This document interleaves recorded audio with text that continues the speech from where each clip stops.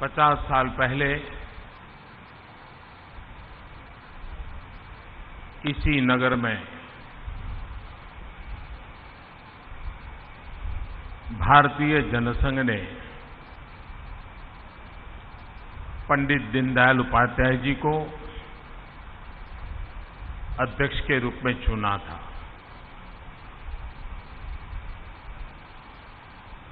50 साल बाद 2016 में हम इसी नगर में पंडित दीनदयाल उपाध्याय की जन्म शताब्दी का प्रारंभिक कार्यक्रम के लिए उपस्थित हुए हैं। वो समय था, यात्रा का एक पड़ाव था।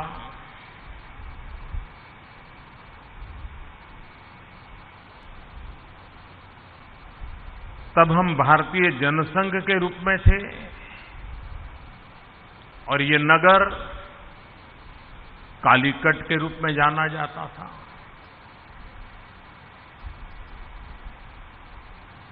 हम भारतीय जनसंघ से भारतीय जनता पार्टी बन गए, कालीकट कोझिकोड बन गया।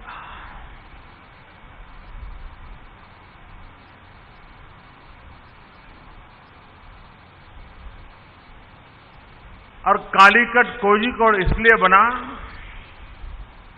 कि वो अपने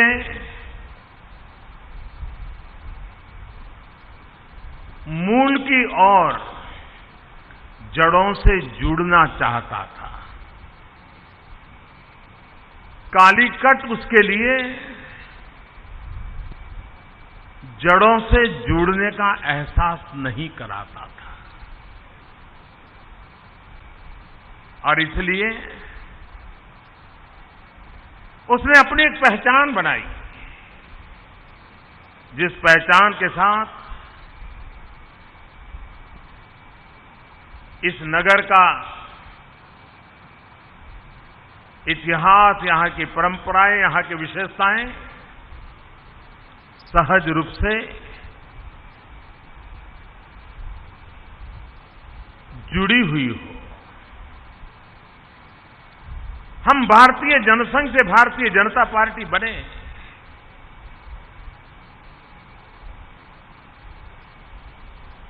लेकिन हम भी आज उसी जगह पे आए ताकि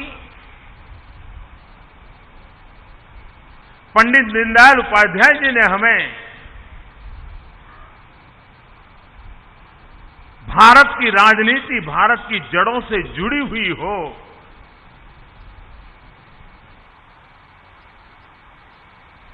ये जो हमें मंत्र दिया था, उस मंत्र को फिर से एक बार चेतना देना,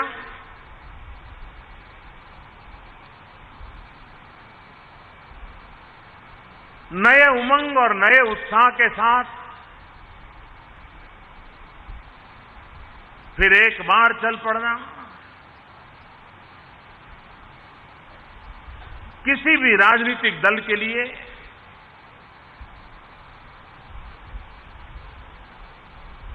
सत्ता के सिंहासन पर पहुंचना एक प्रकार से यात्रा का अंत ही होता है। उसे लगता था जिस काम के लिए निकले थे पहुंच गए। इस देश के एक प्रधानमंत्री को एक बार पूछा गया था कि आप कितना समय प्रधानमंत्री पद पर रहोगे, क्योंकि बड़े अस्थिरता के माहौल में वो प्रधानमंत्री बने थे। तो उन्होंने जवाब दिया था उस पत्रकार के सामने देख करके कि भाई, जो एवरेस्ट पर जाता है वो वहां घर बसाने के लिए जाता है क्या? वहां रहने के लिए जाता है क्या? एक बार पहुंच गया, इतिहास लिख लेगा कि हम एवरेस्ट पर पहुंच गए। बोले मैं एक बार प्रधानमंत्री बन गया, आगे रहूं या डर रहूं। हम वो यात्रा के यात्री नहीं है।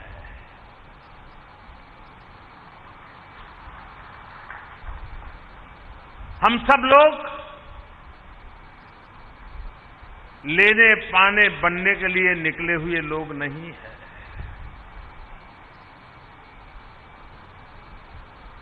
अगर लेना पाना बनना होता तो अपनी राजनीतिक यात्रा में हम भी कई सारे समझौते कर लेते। 50-50 साल तक विपक्ष में भूमिका निभाने के बजाय खुद के लिए जगह बनाने की कोशिश करते। लेकिन इस दल का मूल चरित्र रहा, इस दल के कार्यकर्ताओं का मूल चरित्र रहा कि जिन आदर्शों को लेकर के चल पड़े थे, उन आदर्शों की पूर्ति के लिए चरैवेति चरैवेति चरैवेति का मंत्र लेकर के जन सामान्य के कल्याण के लिए अपने आप को खपा देंगे। और पंडित दीनदयाल उपाध्याय जी, जिनकी हम शताब्दी मनाने जा रहे हैं, वे हमें यही तो मंत्र दे के गए थे। अंत्योदय, दरिद्र नारायण। और शास्त्रों ने भी तो हमें सिखाया है, जन सेवा ही प्रभु सेवा। 125 करोड़ का देश हो, 800 मिलियन, 65% लोग 35 से कम आयु के हो, देश की जवानी लबालब जवानी से भरा हुआ देश हो,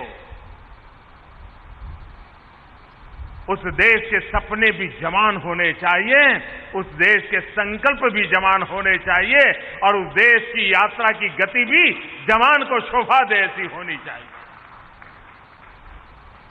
और इसलिए पंडित दीनदयाल उपाध्याय जी ने जिन बातों को हमें कहा है, ये शताब्दी का वर्ष हम भारतीय जनता पार्टी के कार्यकर्ताओं के लिए एक ऑल्टरनेटिव राजनीतिक चिंतन क्या हो सकता है, विचार और आचार में साम्यता क्या हो सकती है, आचार के माध्यम से राजनीति में पुनः प्रतिष्ठा का माहौल हम बना सकते हैं, हम चाहें या न चाहें। जब आजादी का आंदोलन चलता था तो आजादी के दीवाने, आजादी के लिए मर मिटने वाले लोग उस समय की हर पीढ़ी के लिए प्रेरणा का स्रोत हुआ करते थे। लेकिन आजादी के बाद राजनीतिक जीवन में जो बदलाव आया, राजनीतिक जीवन में जो गिरावट आई,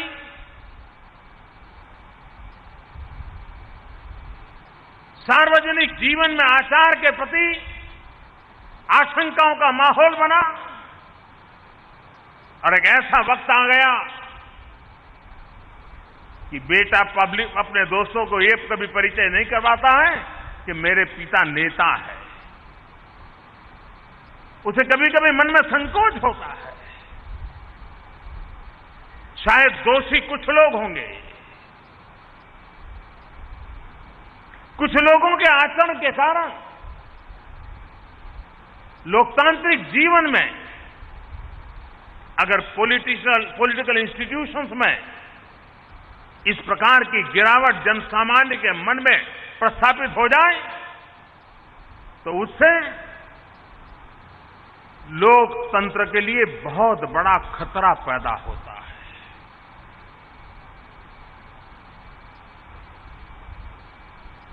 लोकतंत्र में राजनीतिक दलों का होना बड़ा स्वाभाविक है। जनप्रतिनिधियों का होना अनिवार्य है।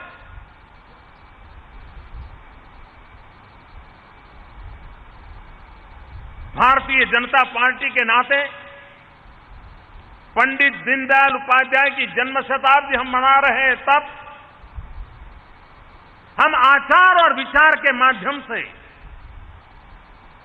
देश के सामान्य नागरिक के मन में फिर से एक बार इस इंस्टीट्यूशन की प्रतिष्ठा पुनः प्रस्थापित कर सकते हैं क्या? राजनेताओं की तरफ लोगों का देखने का दृष्टिकोण हम बदल सकते हैं क्या? हमारे लिए नहीं, अपने लिए नहीं, दल के लिए नहीं, देश के लोकतंत्र के लिए आवश्यक हुआ है कि हम सच्चे अर्थ में ऑल्टरनेट क्या होता है। सब कुछ डूब चुका है, ये गलत है। अब भी आशा जीवित है, अब भी अच्छे लोगों की कमी नहीं है और अच्छाइयों के साथ चलने वाले लोग आज भी है। ये विश्वास पंडित दीनदयाल उपाध्याय की जन्म शताब्दी में अगर कोई निभा सकता है, अगर उसे कोई कर सकता है, तो प्रमुख रूप से कोई और नहीं कर सकता, ऐसा मैं नहीं मानता। और दलों में भी अच्छे लोग हैं, लेकिन हमारे पास शायद ये मात्रा ज्यादा होगी, क्योंकि हम कई बीमारियों से बचे हुए लोग हैं। लेकिन बीमारी इतनी फैल चुकी है कि अपने आप को बचाए रखने के लिए सतत जागरूक रहना पड़ता है, सतत पुरुषार्थ करना पड़ता है। हमारे सभी वरिष्ठ महानुभावों ने जैसा हमारा लालन पालन किया है, हमें तैयार किया है, और आज जब पंडित दीनदयाल उपाध्याय जी की शताब्दी के लिए हम आगे बढ़ रहे हैं, तब हम विचार और आचार के माध्यम से उन आदर्शों के लघु प्रतीक भी बन सकते हैं क्या? एक छोटे प्रतीक भी बन सकते हैं क्या? इससे बड़ी श्रद्धांजलि उनके लिए क्या हो सकती है? दीनदयाल उपाध्याय जी सर्वजन हिताय सर्वजन सुखाय, इसी बात को लेकर के काम करते थे। और वो कहते थे, समाज का कोई भी अंग हमारे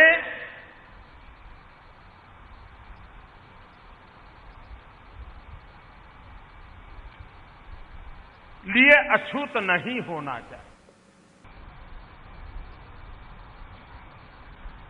समाज के सभी लोगों के प्रति, सभी वर्गों के प्रति, सभी पंथों के प्रति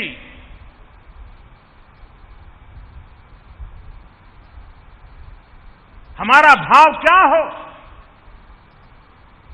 आज से 50 साल पहले जो लोग जनसंघ को समझने की गलती करते थे, जो लोग आज भी भारतीय जनता पार्टी को समझने की गलती करते हैं, और जो कुछ लोग जानबूझ करके भारतीय जनता पार्टी को गलत प्रस्तुत करने का अविरत प्रयास करते हैं,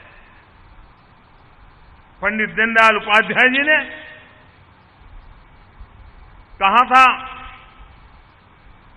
खास करके हमारे यहां सेकुलरिज्म का जो एक विकृत परिभाषा चल रही है, हमारे यहां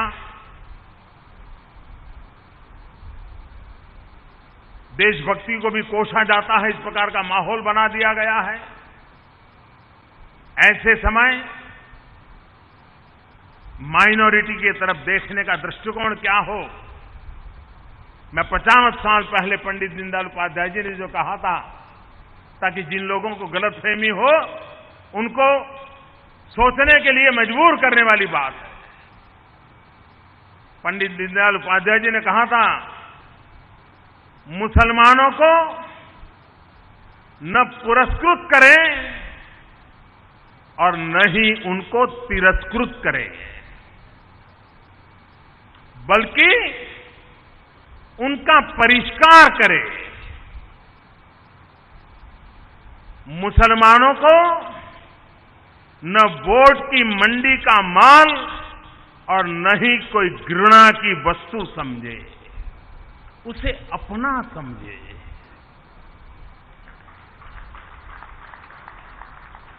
पचास साल पहले दीनदयाल उपाध्याय जी ने हमारे सामने विषय रखा,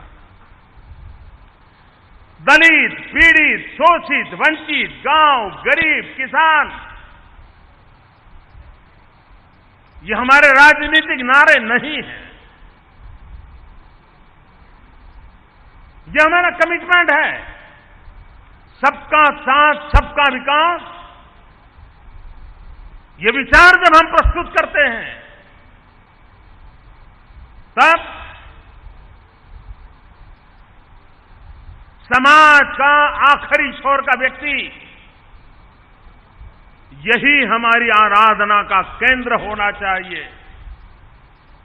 और यही तो अंत्योदय की सीधी सादी सरल परिभाषा है। और पंडित जी ने कहा था, समाज की अंतिम सीढ़ी पर जो बैठा हुआ है, दलित हो, पीड़ित हो, शोषित हो, वंचित हो, गांव हो, गरीब हो, किसान हो, सबसे पहले उसका उदय होना चाहिए। राष्ट्र को सशक्त और स्वावलंबी बनाने के लिए समाज को अंतिम सीढ़ी पर ये जो लोग हैं उनका सामाजिक आर्थिक विकास करना होगा। इस मूल वैचारिक पिंड से पले हुए हम लोग हैं और इसलिए दल के रूप में भी और जहां जहां हमें सत्ता के माध्यम से सेवा करने का मौका मिला है, वहां भी इसी भाव को केंद्र में रखते हुए आगे बढ़ने का हम प्रयास करते रहे हैं। अब और पूरी ताकत लगा के और जोर लगा करके दीनदयाल उपाध्याय की जन्म शताब्दी में ऐसा काम करके दिखाएं ताकि पंडित जी को एक सच्ची श्रद्धांजलि देने का समाधान हम लोगों के दिल में हो, हमारे मन में वो भाव जगे। और दीनदयाल जी साफ बोलने वाले थे, मृदी थे, लेकिन बेचारी स्पष्टता इतनी रहती थी। आज कभी कभी कुछ बातें हमारे कानों पे सुनाई देती है, कभी कभी हर बात को अलग तरीके से देखने का एक तौर तरीका दिखाई देता है। उस समय जब वो दलित, पीड़ित, शोषित, वंचित, गांव, गरीब, किसान, इनके कल्याण की बात करते थे, तब समाज के अग्रवर्ग को भी बेझिझक वो कहते थे। उन्होंने कहा था, अगर सभी को बराबरी में लाना है तो, अगर सभी को बराबरी में लाना है तो ऊपर के लोगों को झुक करके अपने हाथ वंचित लोगों तक बढ़ाने हो चाहिए, तब जाकर के उसको हम ऊपर उठा सकते।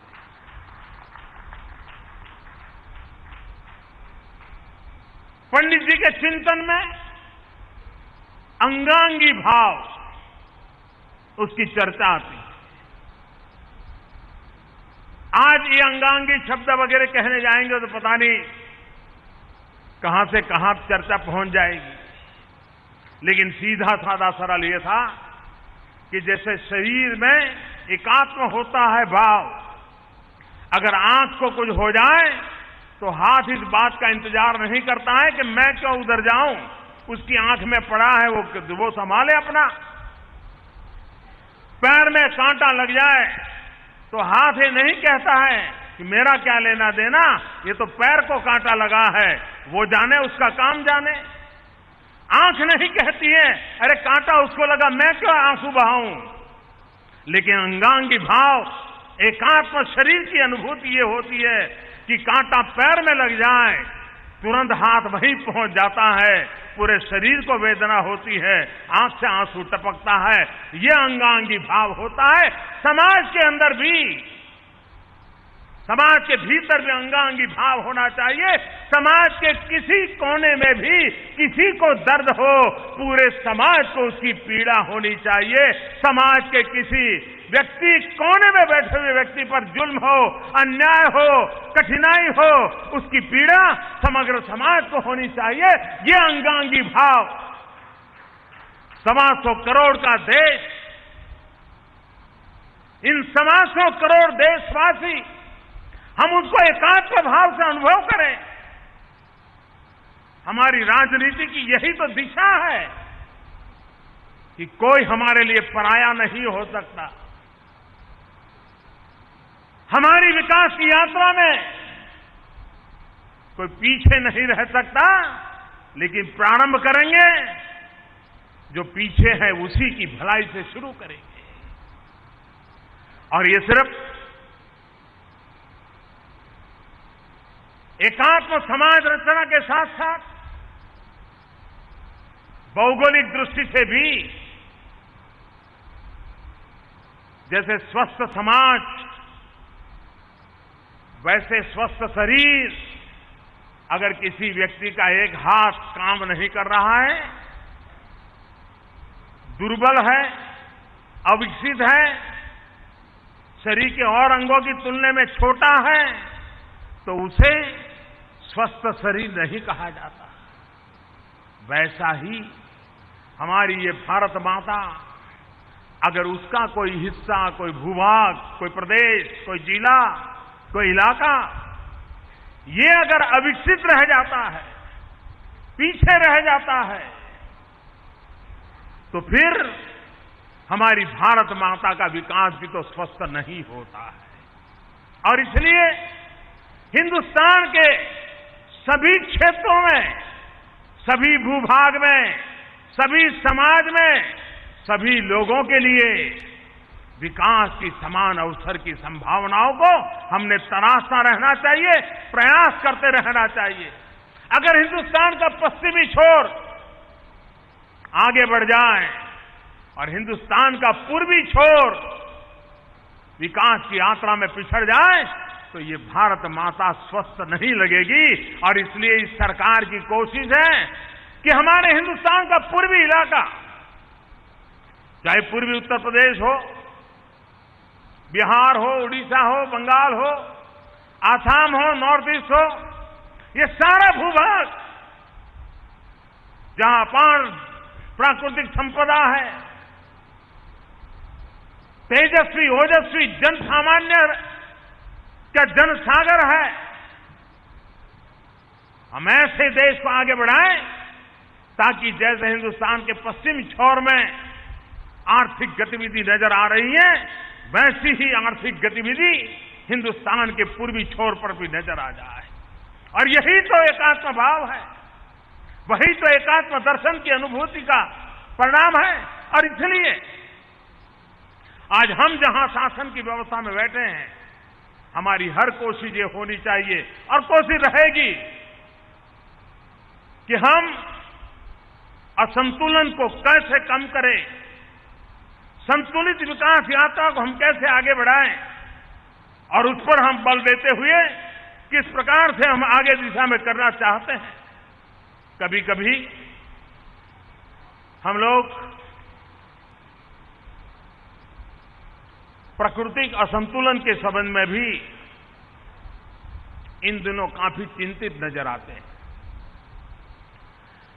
पूरा विश्व ग्लोबल वार्मिंग, क्लाइमेट चेंज, इससे परेशान नजर आता है। हमारे यहां भी बारिश का टाइम टेबल गड़बड़ हो जाए, बारिश कम अधिक हो जाए, तो सामान्य मानवी भी कहने लगा है कि भाई प्रकृति रूठ गई है, प्रकृति में बदलाव आ गया है। दुनिया आज ग्लोबल वार्मिंग की चिंता और चर्चा करती है। पंडित दीनदयाल उपाध्याय जी ने विकास की अवधारणा की जब चर्चा की तो उस समय उन्होंने कहा था, और वो कहते थे, प्राकृतिक संसाधनों का हमें उतना ही दोहन करना चाहिए जिसके लिए वे सक्षम हो। अगर वही नष्ट हो जाए और हम दोहन करते रहेंगे तो पूरा प्रकृति का चक्र ही नष्ट हो जाएगा। पंडित दीनदयाल उपाध्याय जी ने कहा, उसके बाद वर्षों बीत गए, बड़ी कि अनाप शनाप स्वसुख के लिए हम समष्टि का विनाश कर रहे हैं, ये हमारे ही विनाश का कारण बनने वाला है। आज पूरी दुनिया एक बात की मशक्कत कर रही है कि 2 डिग्री टेम्परेचर बढ़ने से कैसे रोका जाए। जो है उसको कम करने वाली बात अभी नहीं है। अभी तो जो बढ़ने वाला है उसमें 2 डिग्री कम बढ़े टेम्परेचर, इसके लिए COP21 हुआ पेरिस में। एक लंबे समय तक ये छवि थी कि भारत तो इसमें अड़ंगे डालता है, भारत इन चीजों में रुकावट डालता है। पहली बार दुनिया ने देखा कि पेरिस में दुनिया के देश जब मिले थे और पर्यावरण की चर्चा कर रहे थे, COP21 के अंदर जो निर्णय होना था, सारे विश्व ने कहा कि भारत ने बहुत ही अग्रिम और सकारात्मक भूमिका निभाई और दुनिया को ग्लोबल वार्मिंग से बचाने में भारत अग्रदूत बना है। यही तो पंडित दीनदयाल उपाध्याय जी के विचार थे, जिसको साकार करने का प्रयास COP21 हो, अंतर्राष्ट्रीय समूह मिलाओ और भारत की पुरानी छवि अलग हो, तब भी जाकर के हिम्मत के साथ COP21 के अंदर भारत नेतृत्व की भूमिका अदा करे। और हम जानते हैं अगर 2 डिग्री टेम्परेचर बढ़ने की संभावना बढ़ गई तो दुनिया के कई देश, वैज्ञानिकों का कहना है कि समुद्री तट के देश, उनके लिए बहुत बड़ा जीवन मरण का संकट पैदा हो जाएगा। तब तो हमारा केरल भी अछूता नहीं रह सकता, हमारे समुद्र तट के शहर अछूते नहीं रह सकते। तब हम सबकी जिम्मेवारी बनती है कि अभी से उस संकट को बचा जाए। और आज 25 सितंबर पंडित दीनदयाल उपाध्याय की जन्मशती का अवसर है। उस समय मैं बड़े गर्व के साथ कहना चाहता हूं कि पंडित जी ने हमें जो मार्ग दिखाया, पर्यावरण की रक्षा के प्रति जागरूक किया, प्राकृतिक संसाधनों का अमर्याद उपयोग से हमें चेताया। अब जब COP21 में दुनिया के सभी देशों ने जो निर्णय किए, उसके अंदर एक काम बाकी है, उसका रेटिफिकेशन होना है। भारत ने भी वो रेटिफिकेशन करना है। भारत ने, हमने उसके लिए जो आवश्यक है कि हम 2030 तक क्या करेंगे, कैसा करेंगे, इसके सारी बातें हमने पेरिस में बताई थी। लेकिन अब वक्त आया है रेटिफिकेशन का, और जब दुनिया के 55 देश उसको रेटिफाई करेंगे तब जाकर के ये लागू होने वाला है।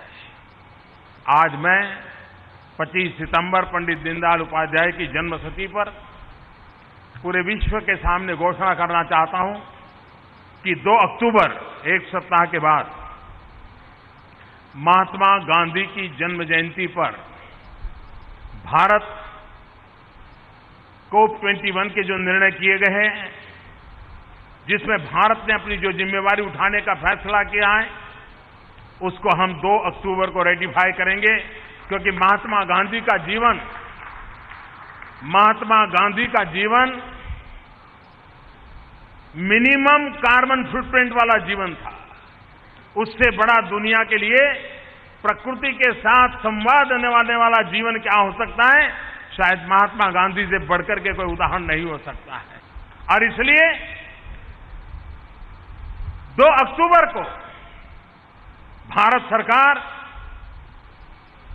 भारत के 125 करोड़ देशवासी COP21 में जो निर्णय हुए हैं, उन निर्णयों को लागू करने की दिशा में रेटिफिकेशन का अपना काम हम 2 अक्टूबर को कर लेंगे।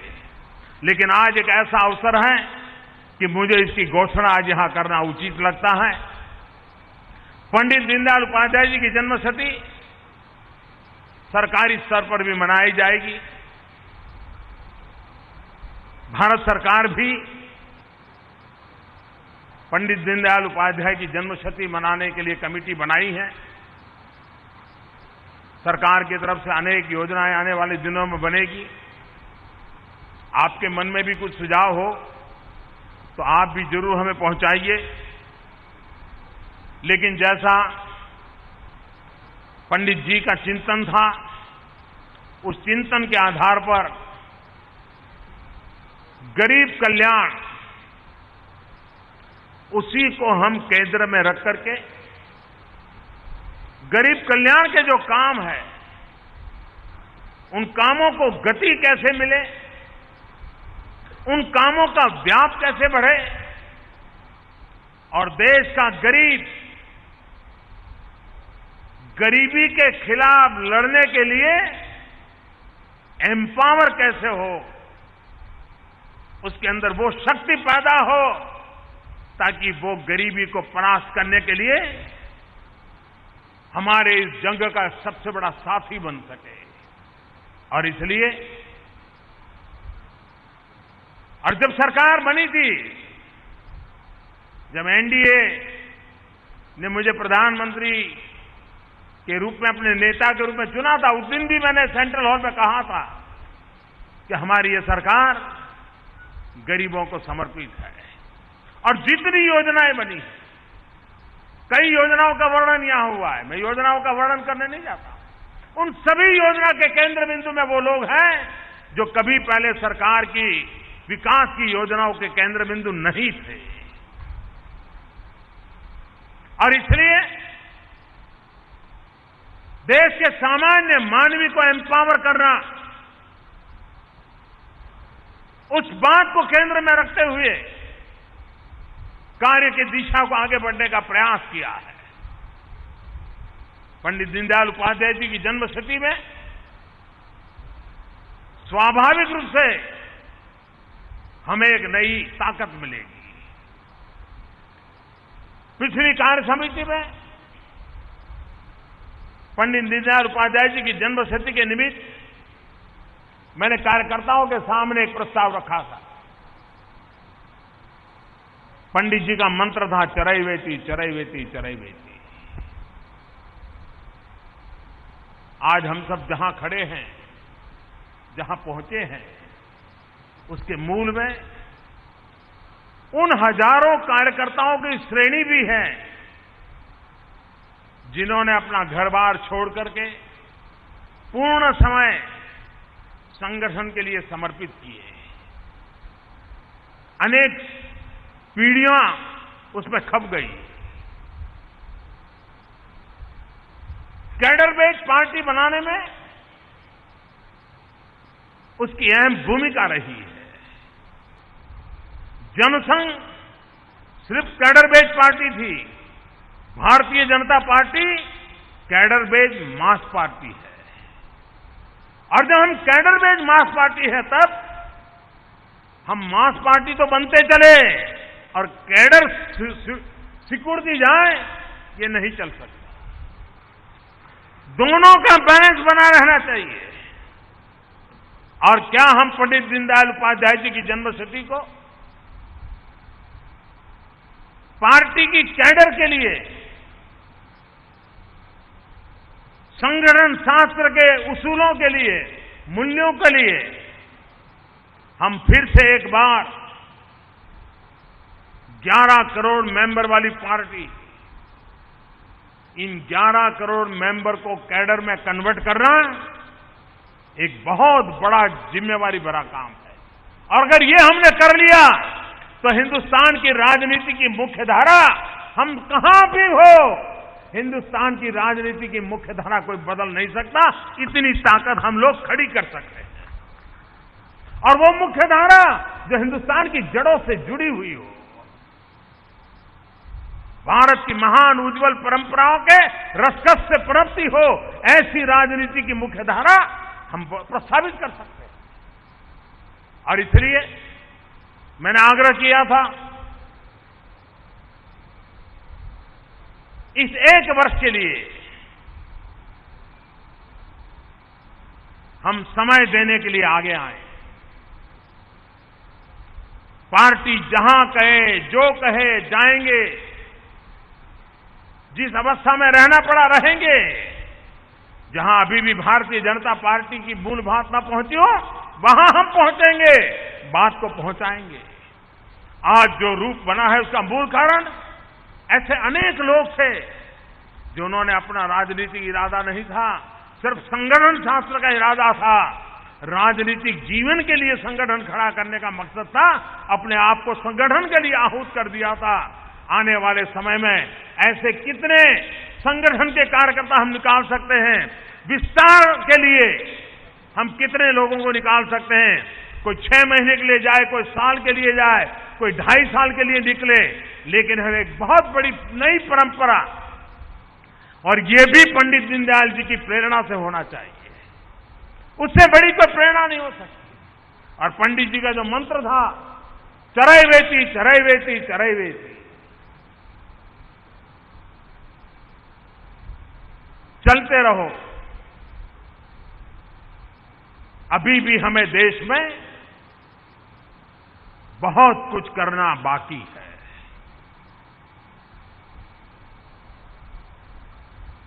और करने का इरादा साफ है, संकल्प दृढ़ है, और पुरुषार्थ की पराकाष्ठा करने की ठान के रखी है। और इसलिए भाइयों बहनों, भारतीय जनसंघ दीपक के प्रकाश से चला था। भारतीय जनता पार्टी सूरज की सब किरणों को अपने में समाहित करने वाले कमल के भरोसे चल पड़ा है। एक दीपक की ताकत और सूरज के सब किरणों को अपने में समाहित करने वाले उस कमल की ताकत को भांप करके हमने आगे बढ़ने का निर्णय करना है। अगर हम उस निर्णय में चलते हैं तो हम देश की आशा अपेक्षाएं, निराशा की गर्त में जो डूबे हुए हैं, समाज के एक वर्ग के प्रति जो निराशा पैदा हुई है, उसमें चेतना पर पैदा करने का काम हम कर सकते हैं। जिस पार्टी के पास इतनी बड़ी, और हिंदुस्तान में हम ही हम हैं जिसके पास इतनी बड़ी संगठन की शक्ति है। हम ही हम हैं जिसके पास निस्वार्थ संगठन कार्यकर्ताओं की फौज लगी हुई है। ये औरों के नसीब में नहीं है। और जिसके पास ये ताकत हो तो देश को बदलने का माजा भी रखता है। और ये बात सही है। सरकारी योजनाएं बनेगी, इसी विचार से बनेगी। गांव गरीब किसान का भला करने के लिए बनेगी, दलित पीड़ित शोषित वंचित के कल्याण के लिए बनेगी। प्रधानमंत्री का जहां निवास स्थान है वो गुलामी कालखंड से रेसकोर्स रोड से ना जाना जाता था। अभी दीनदयाल जी शताब्दी वर्ष निमित्त उस मार्ग का नाम भी लोक कल्याण मार्ग कर दिया है। चीजें सिंबॉलिक होती है, लेकिन वे लंबे अरसे तक प्रेरणा का कारण भी बनती है। और ये बात सही है कि हमारा एक ही मकसद है, सबका साथ सबका विकास। और ये बात भली भांति हम जानते हैं कि देश की समस्याओं का समाधान मात्र ही मात्र विकास में है। समाज के प्रति खाई मिटानी है तो नीचे के तबके लोगों का विकास खाई मिटाने में मदद करेगा। नौजवानों की ऊर्जा का उपयोग करना है तो विकास ही है जो ऊर्जा को चैनलाइज कर पाएगी। और इसलिए हम सबके लिए आवश्यक है कि हम पंडित दीनदयाल उपाध्याय जी के जीवन को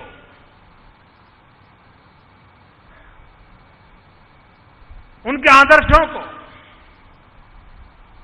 जिन मूल्यों की उन्होंने हमारे राम ने प्रस्तुति की है और जो मूल्यों को वो जीते थे, उसे लेकर के हम कैसे आगे बढ़े। जैसे हमारे राष्ट्रीय अध्यक्ष जी कह रहे थे, मैं भी उन्हीं लोगों में से हूं। हमें भी पंडित दीनदयाल जी को देखने का सौभाग्य नहीं मिला, लेकिन जब से संगठन में आए, जिन जिन लोगों के साथ काम करने का मौका मिला, हर किसी से दीनदयाल जी के लिए सुनने का अवसर मिलता था। वो कैसे रहते थे, कैसे बोलते थे, उनका स्वभाव कैसा था, ज्यादा ठंड होती तो उनको कैसी तकलीफ होती थी, बिना रिजर्वेशन ट्रेन के दूसरे दर्जे तीसरे दर्जे की उस समय तो हुआ करते थे, उसमें कैसे ट्रैवल करते थे, कैसी कठिनाइयों से गुजारा करते थे।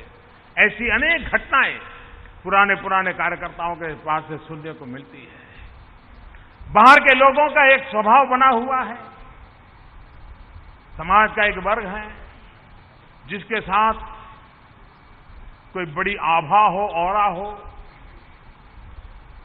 जरा तामझाम हो, चमक दमक हो, कोई चमत्कार हो, तभी लोगों को लगता है हाँ यार कुछ है। सादी सीधी निर्मल जिंदगी को एक वर्ग ऐसा है कि उसको स्वीकार करने को तैयार ही नहीं होता है। और इसलिए जब हम पंडित दीनदयाल जी की बात करेंगे तो कई लोग हमें मिलेंगे, अच्छा ये कौन थे भाई। कुछ लोगों को बुरा लगेगा कि जब कोई पूछेगा कि दीनदयाल जी कौन थे, मुझे बड़ा गर्व होगा कि एक ऐसा दल जिस आदमी ने खड़ा किया, जीवन के बहुत छोटे समय में चले गए और एक ऐसा दल बना के गए जो आज हिंदुस्तान पर शासन करने की शक्ति रखता है।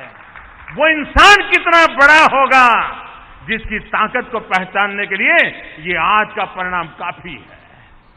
और इसलिए वो अपने कालखंड में शायद लोगों की नजर में नहीं आए होंगे, अखबार की सुर्खियों में नहीं दिखे होंगे, लोग चर्चा का विषय नहीं बने होंगे, लेकिन इसके लिए वो उनका डिस्क्वालिफिकेशन नहीं हो सकता। वो तो उनकी पूंजी थी, वो हमारी अमानत है और उसी अमानत को हम गर्व करें। जिस समय हम इस प्रकार के व्यक्तियों की चर्चा करते हैं तो एक वर्ग होता है, वो कहता है कि आप लोग बड़े कमाल हो, छोटे छोटे लोगों को भी बहुत बड़ा बना देते हो। मैंने ऐसे लोगों को एक बार कहा था कि जिनको आप छोटे मानते हो वो छोटे नहीं होते हैं, पर तुम्हारा मन इतना छोटा है कि छोटी चीजों को देखने का सामर्थ्य तुम खो चुके हो, लेकिन उसके अंदर जो विराट पड़ा हुआ है वो विराट का सर्जन भी कर सकता है और उस विराट का सर्जन आज हम देख रहे हैं। कल तक जिन्होंने स्वीकार नहीं किया, हां जो रत्न को पहचानते हैं कर देते थे। आपने फिल्म में देखा, श्यामा प्रसाद मुखर्जी ने कहा था कि मेरे पास अगर 2 दीनदयाल हो, 2, तो मैं हिंदुस्तान की राजनीति की सूरत बदल सकता हूं। कैसा अजोड़ व्यक्तित्व होगा जिसका हम अंदाज लगा सकते हैं। आर्थिक नीतियों पर उनका गहन चिंतन था। उस समय आज से 50 साल पहले उन्होंने कहा था कि आर्थिक दिशा में सोचा जा रहा है, आर्थिक योजनाएं बन रही हैं, नीतियां घोषित हो रही हैं, लेकिन दुर्भाग्य है कि तामझाम वाली दिखने वाली अर्थव्यवस्थाओं में कहीं हिंदुस्तान नजर नहीं आता है, भारत की जड़ों से जुड़ा हुआ नहीं है, ये अर्थरचना काम नहीं करेगी उन्होंने कहा था। लेकिन उन्होंने कहने के 25 साल बाद इस देश के राजकर्ताओं को अपने आर्थिक चिंतन को बदलना पड़ा। 92 में उनको पीछे जाना पड़ा। ये सारा देश इसका गवाह है। ये बात पंडित जी ने 50 साल पहले कही और इसलिए वक्त के तकाजे पर हमारा आचार और विचार खरा उतर रहा है। पंडित दीनदयाल उपाध्याय की जन्मशती मना रहे हैं, तब एक क्षेत्र है जिसकी व्यापक चर्चा करने का समय आ गया है। हमारे देश में चुनाव प्रक्रिया में सुधार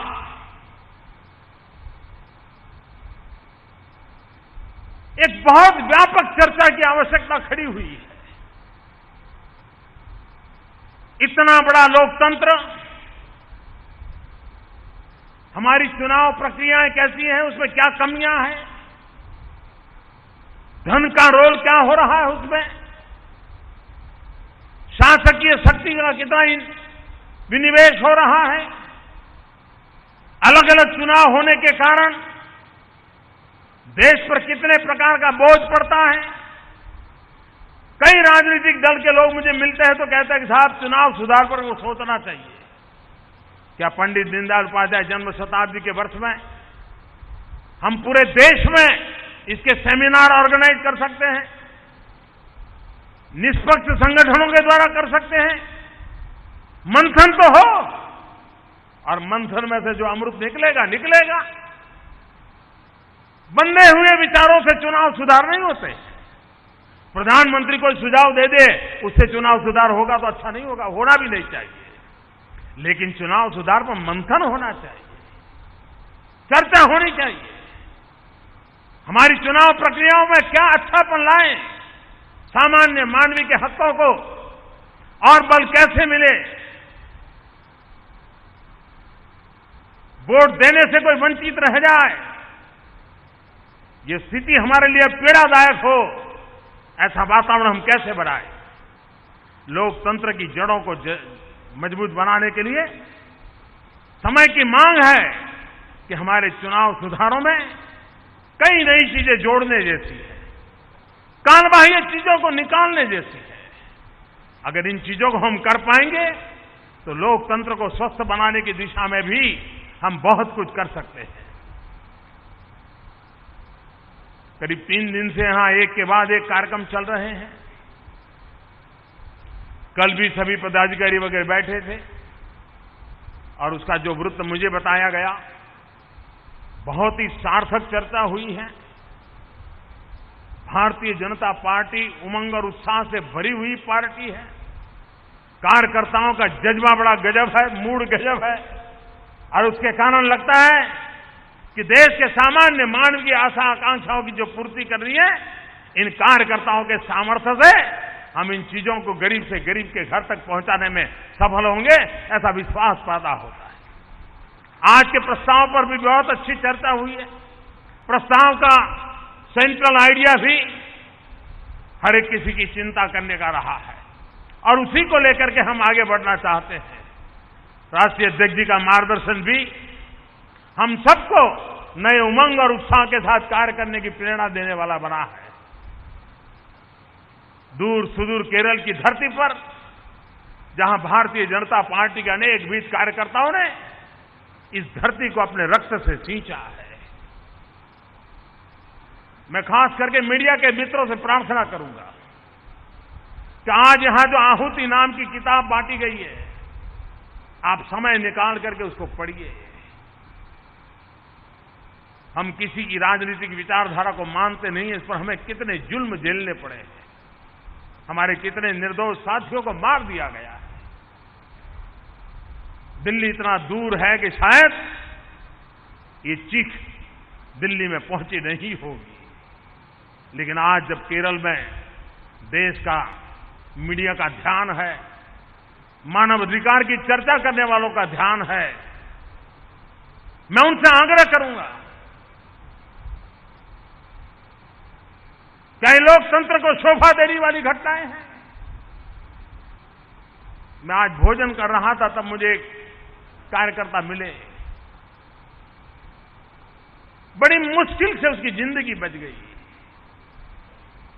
उस पर ऐसा मार हुआ था, ऐसा प्रहार हुआ था, 3 महीने तक अस्पताल में वो जीवन और मृत्यु के साथ संघर्ष करता रहा, बस इसलिए कि हम आपसे अलग विचार रखते हैं। लोकतंत्र में ये कभी स्वीकार्य नहीं हो सकता। ये लोकतंत्र का रास्ता नहीं है और किसी के लिए भी नहीं है। मैं चाहूंगा कि केरल से इस आहुति की चर्चा, मैं तो आप सबसे आग्रह करता हूं, हर राज्य के अंदर 3 या 4 स्थान पर ये आहुति किताब पर डिबेट होना चाहिए। इंटेलेक्चुअल्स को बुलाएं, विचार विमर्श करें, क्या हुआ है। पूरा देश केरल के साथ खड़ा होना चाहिए। केरल के कार्यकर्ताओं ने तपस्या की है, बलिदान दिए हैं, और उनके बलिदान लोकतंत्र की भावनाओं को जगाने का कारण बन सकते हैं, जो हिंदुस्तान के और कोने में हम पहुंचा सकते हैं। और इसलिए मैं चाहूंगा कि इसको सिर्फ एक केरल गए थे, बहुत सारी किताबें मिली, उसमें एक थी, ऐसा नहीं है, ये कुछ और है। उसको उस रूप में देखना चाहिए। ये मेरा हर कार्यकर्ता से आग्रह रहेगा। जब अगली आपकी प्रदेश कार्य समिति की बैठक होगी, और मैं राष्ट्रीय अध्यक्ष और उनकी टीम का आभारी हूं कि उन्होंने राष्ट्रीय कार्य समिति के तुरंत बाद प्रदेश कार्य समितियों की डेट पहले से फिक्स कर दी है। इस बार आपकी कार्य समिति में एक कार्यकर्ता हो जो इस आहुति किताब पर पूरा ब्यौरा दे, सबको एजुकेट करें, क्या हुआ है, पता ही नहीं होता। इसकी चर्चा होनी चाहिए, और हमें जुल्म सहना ये भी कभी कभी जुल्म बढ़ाने का कारण बनता है। हम लोकतंत्र के मार्गों को कभी छोड़ेंगे नहीं, लेकिन लोकतांत्रिक तरीके से सत्य को उजागर करने का प्रयास अविरत करते रहेंगे, और ये हमारा दायित्व बनता है। इस काम को हम करेंगे। मैं आशा करता हूं कि जिस धरती पर से पंडित दीनदयाल उपाध्याय जी ने अध्यक्ष पद ग्रहण किया था,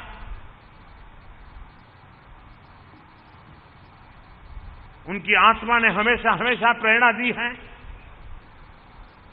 उनके जीवन ने हमें ताकत दी है, उनके विचारों ने हमें संबल दिया है। ये शताब्दी वर्ष हमारे लिए नई ऊर्जा, नई चेतना, नई शक्ति का कारण बने, इसी एक अपेक्षा के साथ पंडित दीनदयाल उपाध्याय जी के श्री चरणों में उस महान पवित्र आत्मा को आदरपूर्वक श्रद्धांजलि देते हुए देश के कोटि कोटि जनों की आशा आकांक्षाएं पूर्ण करने के लिए हम सब पर निरंतर आशीर्वाद बने रहे, ताकि हम गरीब का कल्याण कर पाएं, दलित, पीड़ित, शोषित, वंचित का कल्याण कर पाएं, गांव गरीब किसान का कल्याण कर पाएं, पहले से अच्छा कर पाएं, अच्छे से भी और अच्छा करने का प्रयास करते रहें। इसी एक भावना के साथ आप सबका बहुत बहुत धन्यवाद। बहुत बहुत धन्यवाद प्रधानमंत्री जी। भारत माता की, भारत माता की। प्रधानमंत्री जी, हम सबको याद है कि